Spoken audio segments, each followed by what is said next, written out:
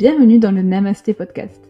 Ici, nous allons parler naturopathie, yoga, bien-être, sport, développement personnel et entrepreneuriat. On va essayer de répondre à des questions concrètes dans ces domaines et on va tenter d'apporter de la nuance dans certaines croyances sans jamais tomber dans le jugement. Ce podcast déroule de l'aventure Namasté Box, une box bien-être et artisanale qui est née en 2022. Vous pouvez nous retrouver sur les réseaux sociaux. N'hésitez pas à noter 5 étoiles sur Spotify et sur Apple Podcast et à laisser vos commentaires, cela nous aide beaucoup à développer la chaîne. Sur ce, je vous laisse à l'écoute de l'épisode du jour. Bonne écoute!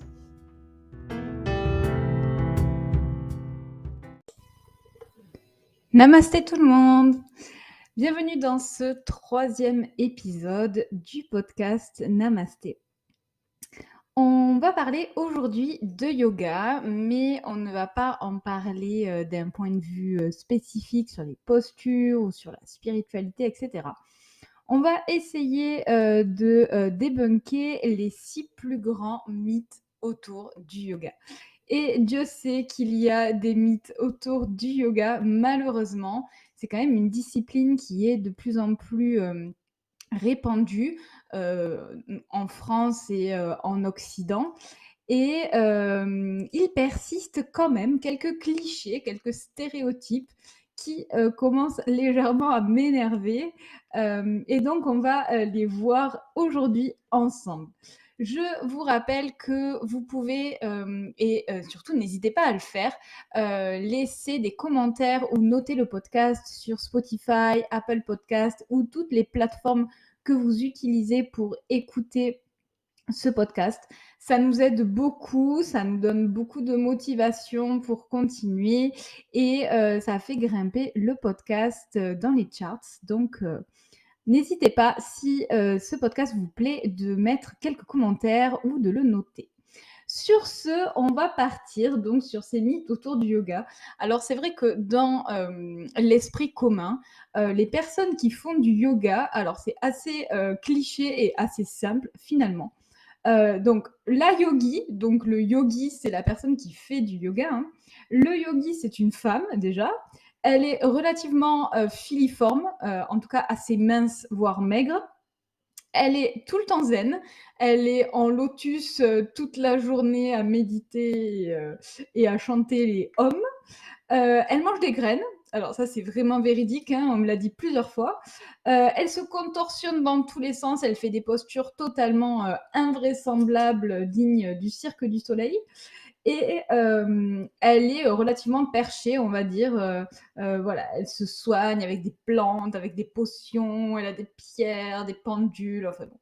Bref, vous voyez de quoi je veux parler, je pense. Donc on va reprendre tous ces petits points et je vais vous expliquer pourquoi c'est absolument faux tout ça et qu'on n'en est vraiment pas là. Donc la première chose, c'est cette image de femme filiforme qui fait du yoga, donc une femme très mince, voire parfois en cliché, quelqu'un de très maigre. Alors il faut savoir que le yoga s'adapte à toutes les morphologies et à toutes les physiologies. Il faut savoir que ce n'est pas à vous de vous adapter à la pratique du yoga, mais c'est le yoga qui va s'adapter à votre corps. Donc, il n'y a aucune injonction à être très mince pour faire du yoga. J'ai envie de vous dire au contraire, plus on est divers et variés dans cette pratique, mieux ça sera. Il y a toujours des accessoires ou des variations de posture pour vous aider si vous êtes limité par votre poids, votre taille, votre morphologie. Il se peut aussi que sur certaines postures, vous soyez limité par une spécificité anatomique. Je pense notamment au grand écart facial, en tout cas aux écarts en frontal, qui peuvent être non accessibles pour certaines personnes qui ont une orientation particulière pardon, de la diaphyse fémorale, donc du fémur, et qui ont une particularité anatomique qui fait que lorsqu'ils ouvrent leurs hanches, il y a le grand trochanter du fémur qui vient buter contre l'os du bassin, pour faire extrêmement simple pardon, et extrêmement simplifié. Et donc là, vous comprenez bien que un os qui bute contre un autre os, et donc il limite de par ce fait l'amplitude articulaire, on ne peut rien y faire. Et c'est pas vraiment grave, puisque faire le grand écart facial n'est pas un but en soi, ce n'est pas une finalité en soi dans la pratique de yoga. Donc dans tous les cas, on pourra aller sur une ouverture de bassin différente, ou en adaptant cet écart avec des briques, avec une diminution de l'amplitude de mouvement, etc. Donc voilà, petit exemple pour vous montrer qu'il n'y a aucune injonction à être parfaitement parfaite, à être totalement fine. Il faut savoir également que dans ce cliché où les pratiquants de yoga sont des femmes, à l'origine, le yoga a été créé par des hommes et il a été créé pour des hommes. C'est-à-dire qu'à l'origine du yoga, il n'y avait que des hommes qui pouvaient pratiquer cette discipline. La pratique des femmes est venue avec le temps, et vraiment avec le temps, donc beaucoup plus longtemps après. C'est pour ça que certaines postures nous sont un peu inconfortables. Je pense notamment à des postures par rapport à notre poitrine qui nous gênent dans certaines postures, et en fait ça se comprend parce que le yoga a été créé par des hommes, donc ils n'avaient pas ce genre de problème pour créer, en tout cas pour rentrer dans certaines postures. Donc déjà, ce stéréotype de femme fine qui fait du yoga, elle est tout à fait fausse, parce qu'en fait, de base, ce sont des hommes. Et d'ailleurs, en Inde, les principaux professeurs de yoga, les principaux gourous que l'on trouve là-bas sont des hommes. Il y a peu de femmes, très très peu de femmes qui enseignent le yoga en Inde. C'est encore une pratique masculine. Voilà, c'est vraiment qu'en Occident où on a cette pratique féminine, et j'ai l'impression que ça dessert au yoga parce que ça ferme les portes à certains hommes qui voudraient peut-être pratiquer le yoga au-delà de toute conception spirituelle ou quoi que ce soit, mais qui voudraient pratiquer le yoga pour leur bien-être, pour gérer leur stress, leur anxiété, pour s'étirer parce que ce sont des sportifs, et en fait qui sont limités par le fait que ce soit des cours qui soient à 99% féminins et qui se bloquent à aller dans les cours de yoga. Donc je trouve que c'est un petit peu triste que ce genre de cliché finalement cloisonne le yoga dans une certaine clientèle, j'aime pas dire ça, mais clientèle qui ne va être exclusivement féminine. Et également, par rapport au poids, par exemple, il y a énormément de femmes qui n'osent pas venir dans des cours de yoga parce qu'elles ont des formes, ou qu'elles ne sont pas filiformes, etc. Et elles vont se comparer aux autres femmes. Et ça me chagrine également parce que justement, le yoga, c'est vraiment l'opposé de tout ça, l'opposé de se comparer aux autres. On est là pour être avec soi-même, pour tous être bienveillants. Et donc, si vous êtes dans ces cas-là, si vous êtes un homme qui souhaitait faire du yoga, ou si vous êtes une femme qui, de par ses complexes, n'ose pas franchir le pas d'un studio de yoga, je vous engage à le faire, parce que vraiment, il y a dans les cours de yoga une bienveillance. Personne n'est là pour juger l'autre. Il y a vraiment c'est vraiment de l'amour en fait. C'est vraiment, vous êtes là pour vous et personne ne va vous juger parce que vous êtes jeune, vieux, gros, maigre, un homme, une femme, bref. Donc voilà, quoi que vous soyez, venez comme vous êtes, comme disait un grand slogan, et ne restez pas sur ce mythe qu'on vous a mis dans la tête. Et d'ailleurs, je ne sais pas du tout d'où vient ce cliché, sûrement de la culture mode, ou voilà, c'est vraiment bête. Enfin, on en a fini avec notre premier mythe. Le 2e, c'est que les gens qui font du yoga sont tout le temps zen. Donc, on croirait à entendre les gens que nous sommes, des, bouddhas ambulants et que nous sommes le Dalaï Lama, que nous ne nous mettons jamais en colère, qu'aucune émotion ne vient, bouleverser notre quiétude. Alors absolument pas. Il faut savoir que, nous sommes des êtres humains, n'est-ce pas? Et qu'en fait, le yoga, ce n'est pas du tout ça. Ce n'est pas nier ses émotions et ce n'est pas faire abstraction de tout l'extérieur, pour essayer de lisser ses émotions. Au contraire, on essaye d'accueillir ses émotions et juste de gérer la manière dont on va, les exprimer. C'est uniquement ça. Le yoga, c'est plein d'émotions et c'est ce qui fait le charme du yoga. Et au contraire, c'est, apprendre à discerner ses émotions, à reconnaître, si on est en colère ou si c'est plutôt de la frustration ou si c'est, plutôt de l'agacement ou voilà. On arrive avec la pratique et avec, ce regard que l'on porte toujours à l'intérieur de nous lorsqu'on est sur notre tapis de yoga, à nous connaître mieux, à savoir comment nous réagissons et à reconnaître nos émotions, à les accepter telles qu'elles sont, sans essayer de nous juger sur, le fait que: «Oh là là, c'est pas bien, on est en colère. Ah là là, c'est pas bien», pas du tout. Voilà, on va apprendre à accepter ces émotions pour, les laisser partir ensuite, ne pas s'attacher, ne pas s'y attacher outre mesure. Peut-être le problème à l'heure actuelle est que nous attachons trop à nos émotions, nous nous agrippons à elles et en fait, nous existons à travers elles et heu et c'est une grosse différence entre ne pas avoir d'émotions et avoir des émotions, mais ne pas se laisser contrôler par elles. Voilà, c'est ça le yoga. Ne pas se laisser contrôler, excusez-moi, par, ses émotions. Donc, ce n'est absolument pas vrai. Hem, on a juste une régulation de nos émotions et on va peut-être venir appliquer certains principes, du yoga dans notre vie. En tout cas, on va essayer, mais on reste des humains et moi la première, il y a des jours où je suis extrêmement en colère contre plein de choses. Il y a des jours où je suis agacée, il y a des jours où je suis fatiguée, il y a des jours où je suis en joie totale pour rien. Bref, en tout cas, nous vivons nos émotions plus que tout. Donc ça, vous pouvez l'oublier également et il y a souvent aussi, un petit frein à venir en cours de yoga parce que les gens me disent: «Non mais moi je suis trop speed, j'ai plein de trucs à faire et puis, je pourrais jamais me poser sur un tapis, moi j'aime les trucs qui bougent» et cetera.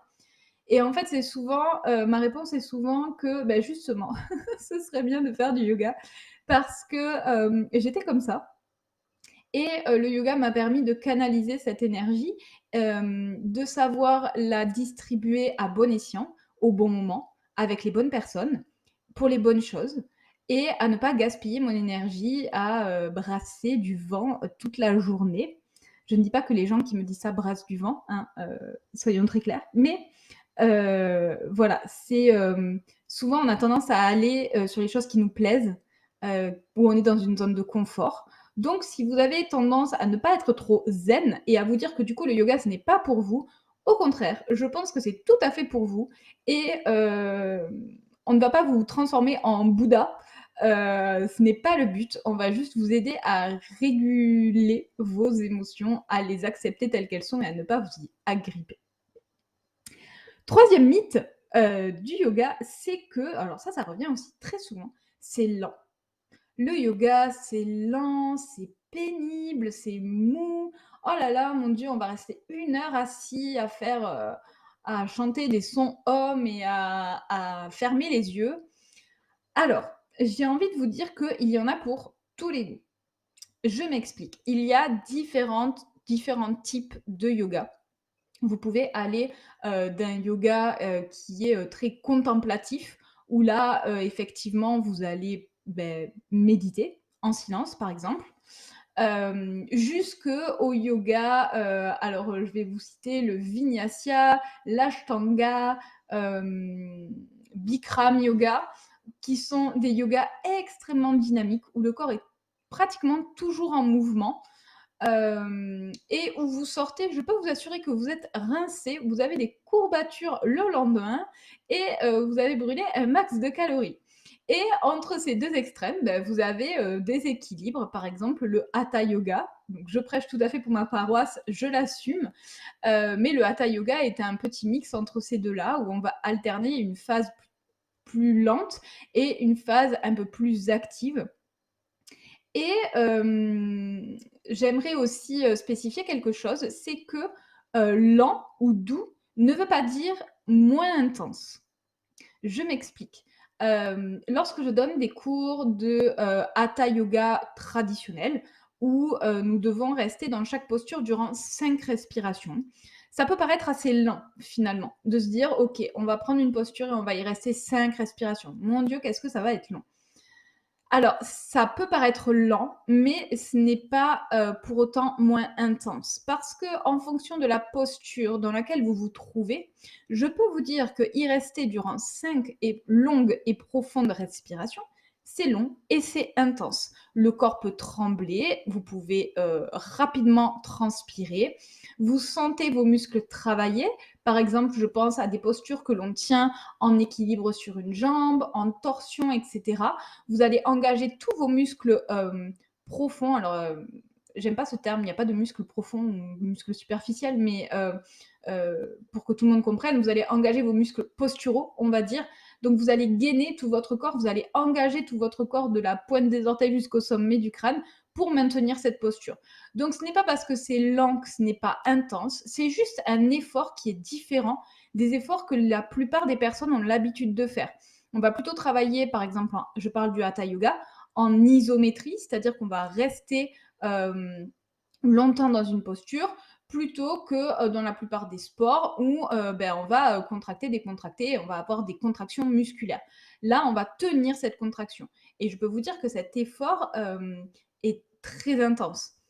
Si vous faites de l'ashtanga ou du vinyasa, ce sera moins d'isométrie, on va moins tenir les postures.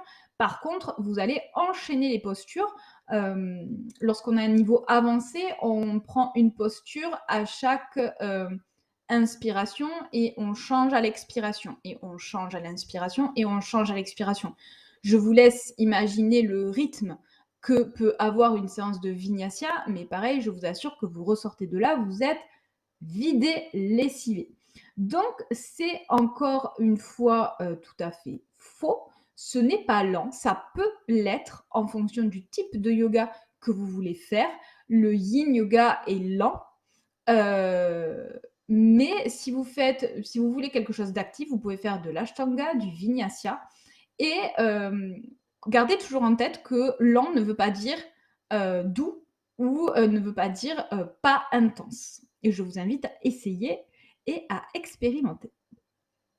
Ok, on en est à au quatrième mythe. Alors, le quatrième mythe, c'est que les yogis ne mangent que des graines, n'est-ce pas? Ils sont tous végétariens, voire végétaliens, voire véganes, et ils se nourrissent de salades et d'herbes. Ok, alors, ça peut être vrai, c'est-à-dire qu'il y a dans le yoga des principes. Le premier principe est ahimsa, donc ahimsa. Ahimsa, c'est le fait de ne pas faire de mal à toute chose vivante sur Terre. Je le fais très rapidement, je vulgarise. Donc, de là en découle le fait que la plupart des yogis qui respectent ahimsa sont végétariens puisqu'ils ne font pas de mal aux animaux et aux êtres vivants. Vous pouvez tout à fait adhérer à ce principe éthique, qui d'ailleurs est un principe éthique de beaucoup de végétariens qui ne font pas du yoga, donc ce n'est pas une cause à effet. Mais rien n'est obligé. C'est-à-dire que si, vous avez envie de manger votre entrecôte frite et de faire du yoga, ma foi, je suis très heureuse pour vous et je n'y vois absolument aucun inconvénient. il n'y a pas d'obligation. Alors après, avec une pratique plus avancée et lorsque vraiment on part dans une pratique où on étudie certains textes, où on embrasse certains principes, il y a des choses du coup qui nous paraissent, voilà, on va se dire bon ben il faut aussi que mon alimentation soit cohérente avec ma pratique, mais ça c'est quand on a une pratique qui est quand même journalière ou qu'on est vraiment imbibé de cette culture et de cette philosophie yogique, pardon. Mais il n'y a aucune obligation. Et je vous rappelle, pour info, que les végétariens ne mangent pas que de la salade et des graines, heureusement, et que ça peut être super fun d'être végétarien. Je pense que ça fera l'objet d'un autre podcast. On avance, le 5e mythe sur le yoga est qu'il faut être souple pour faire du yoga. Alors, bien évidemment, si vous avez un passé de gymnaste, ça va vous aider à réaliser certaines postures, bien évidemment. Mais il faut bien comprendre que les postures de yoga, qui sont appelées les asanas, ne sont en fait qu'un prétexte, c'est-à-dire que ce n'est pas vraiment l'âme du yoga. Vous pouvez faire toutes les postures, tous les asanas de la meilleure manière qu'il soit, d'une manière parfaite, parce que vous êtes extrêmement souple, vous allez extrêmement bien vous aligner, etc. Vos postures seront parfaites, mais ne pas faire de yoga. Le yoga, c'est autre chose. Il y a la synchronisation du souffle, il y a le mental, il y a l'état d'esprit, il y a la manière avec laquelle vous allez prendre vos postures, le chemin pour prendre la posture et le chemin pour sortir de la posture. Je fais très court, mais c'est pour vous expliquer qu'en fait, les postures ne sont pas une finalité en soi dans le yoga. Elles font partie du yoga, mais ce n'est pas une finalité. Donc déjà, vous pouvez être souple et faire toutes les postures, mais ne pas faire de yoga, parce qu'en fait, vous faites de la gym. Et j'ai envie de vous dire que si vous n'êtes pas souple, eh bien au contraire, il serait bon de venir faire du yoga. Comme on disait tout à l'heure pour les gens qui ne sont pas zen et qui du coup ne veulent pas venir en cours de yoga parce que c'est trop zen, ben là c'est pareil. Les gens qui ne sont pas souples nous disent non mais moi je suis pas assez souple pour faire du yoga. Mais justement, il faut sortir de sa zone de confort et c'est en sortant de sa zone de confort qu'on va avancer, qu'on va grandir, qu'on va apprendre, qu'on va faire du bien à son corps. Ce n'est pas normal pour un être humain de ne pas du tout être souple. C'est-à-dire que normalement, l'être humain a une mobilité à la naissance et on est censé maintenir un certain degré de mobilité pour être en bonne santé. Si vous n'avez aucune mobilité, il se pourrait que pour vos articulations, pour votre squelette, vous risquiez d'avoir des problèmes avec l'âge ou des blessures parce que votre corps n'est pas capable d'absorber toutes les contraintes auxquelles il est lié. Donc, le fait de travailler sa souplesse et sa mobilité en yoga vous permet de jouer sur votre santé, sur votre bien-être, de mieux vieillir et du coup de sortir de votre zone de confort également. Donc, je vous encourage fortement à ne pas rester sur cette barrière que vous avez. Et enfin, dernier mythe, celui-là c'est mon préféré, c'est que les yogis sont perchés. Alors moi, on m'a même dit que le yoga était une secte, n'est-ce pas? Alors, j'ai envie de vous dire encore une fois, vous avez compris dans ce podcast, il n'y a pas de réponse blanc ou noir. On n'est pas en dualité ici. Il y a bien évidemment dans le yoga des gens, alors perchés, je ne sais pas si c'est le bon mot. C'est en fait le yoga, la communauté du yoga, c'est un miroir de la société actuelle. Dans notre société, nous avons tout type de personnes. Et déjà, quand on parle de perché, mais perché par rapport à quoi? Par rapport à qui? Donc déjà, il faudrait mettre une définition sur ce mot-là. Et, et en fait, ça dépend de votre approche du yoga. Il y a des personnes qui ont une approche très spirituelle du yoga, qui fait partie, comme je vous l'ai dit tout à l'heure, heu, de la pratique du yoga. Donc il y a des personnes qui vont avoir uniquement l'approche spirituelle, donc qui vont être plutôt dans les textes, dans les principes, du yoga et qui vont vraiment être plutôt dans l'énergétique. dans les connexions aux éléments, etc., encore une fois, qui fait partie du yoga.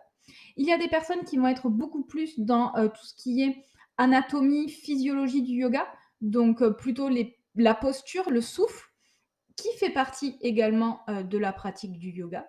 Et il y a des personnes qui vont pratiquer les deux. Et en fait, c'est ça, pratiquer le yoga, c'est être à la fois très ancré, donc très terre à terre, j'ai envie de vous dire, sur la physiologie, l'anatomie, les postures, les bienfaits physiques du yoga sur notre corps, et à la fois très connecté, alors je dis au ciel, en tout cas ouvert à autre chose, même si vous n'êtes pas connecté, en tout cas laisser le champ des possibles ouvert et accueillir en fait ce qui vient, qui n'est peut-être pas très terre à terre, en tout cas qui l'est peut-être moins, comprendre l'énergétique, voilà, certaines choses comme ça. Et en fait, ça, tout dépend de ce que les gens cherchent dans le yoga. On peut tous trouver quelque chose qui nous convient et on peut tous s'ouvrir à autre chose. Puisque le yoga, du coup, ça unit. Le yoga, ça veut dire union. Donc, ça unit vraiment ce côté très terre à terre et ce côté plus spirituel. Ça l'unit par le corps de l'humain, par l'esprit de l'humain. Et en fait, parfois, quand on va chercher quelque chose de physique dans le yoga, on va peut-être s'ouvrir au spirituel, ou peut-être pas, et c'est très bien comme ça. C'est que ce n'est pas le moment et ce n'est pas le chemin. Et si on va chercher quelque chose de spirituel, eh bien, on va peut-être s'ouvrir au corps. Et en fait, l'un ne va pas sans l'autre. Et si vous êtes trop spirituel et pas dans le corps, vous allez être déséquilibré. Si vous êtes trop dans le corps, pas assez alors spirituel, vous comprenez que ce n'est pas quelque chose... je ne dis pas ça d'un point de vue religieux, mais si vous êtes plus dans le corps et pas assez dans le cœur, dans l'esprit, ce sera aussi déséquilibré. Donc voilà, je pense qu'on a fait le tour sur les mythes. J'espère que vous avez compris que ce sont vraiment des clichés, des stéréotypes qui ont la vie dure, à mon grand désespoir, que en fait rien n'est acté, rien n'est duel. Il n'y a pas une bonne réponse pour chaque mythe que je vous ai donné. Je vous ai dit à chaque fois, ça dépend ce que vous cherchez, ça dépend quel type de yoga vous faites, etc. Donc on est toujours dans le, c'est pas blanc, c'est pas noir, mais c'est un peu gris. Et donc toujours essayer de mettre de la nuance dans tous ces mythes et ces stéréotypes. Et si vous avez retrouvé quelques excuses que vous prenez pour ne pas faire de yoga pour l'instant, essayez de passer à travers ça, si vous le souhaitez bien évidemment, et d'aller tester un cours, voir ce que ça donne sur votre corps, sur votre esprit, sur votre mental. Moi, je vois des élèves qui arrivent avec un peu d'a priori. Ils repartent le plus souvent. Je crois que j'ai pas eu de gens qui sont repartis en me disant vraiment c'était nul. Vraiment, vraiment jamais. Donc, sortez de vos zones de confort. Essayez d'expérimenter tout ça. On est sur Terre pour expérimenter, pour vivre, pour vibrer. Alors, allons-y. Sur ce, je vais vous laisser parce que ça commence à durer un petit peu. Mais du coup, on était sur mon sujet de prédilection, donc vous m'excuserez. Et écoutez, je vais vous souhaiter une belle soirée si vous écoutez ce podcast à sa sortie. On se retrouve jeudi prochain à 18h pour un nouvel épisode. D'ici là, n'hésitez pas à laisser des commentaires, à nous dire ce qui vous a plu, ce qui vous a moins plu. N'hésitez pas à partager le podcast en screenshot sur vos stories, etc. Ça nous fait le plus grand bien. Et je vous souhaite une bien belle soirée et je vous dis à la semaine prochaine. Namasté!